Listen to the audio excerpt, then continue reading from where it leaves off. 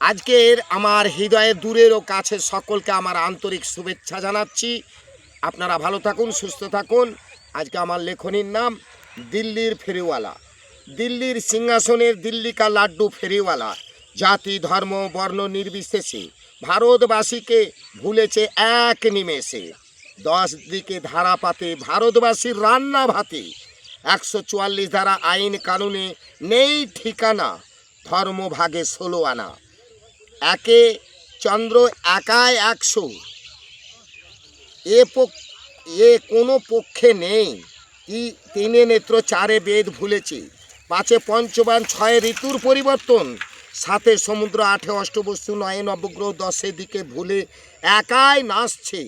10 দিক জেনেও জানে না 10 দিকের খেলায় মেতেছে দিল্লি কা লাড্ডু ফেরিওয়ালা।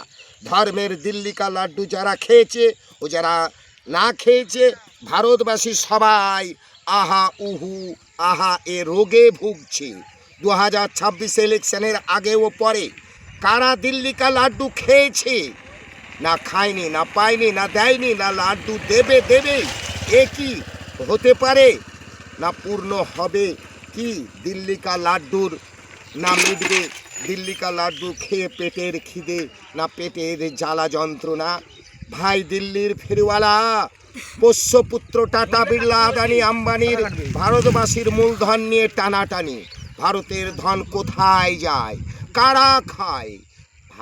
ভারতবাসীর মাল জান প্রাণ যায়। ধর্মের দোহার নৌকায় দাড়ি মাঝি নাই, কে ধরবে হাল?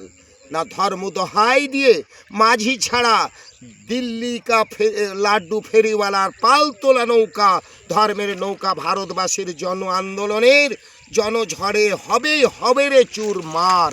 সমাপ্ত। আপনারা শেয়ার লাইক ফলো করবেন। আমি ইতি করলাম।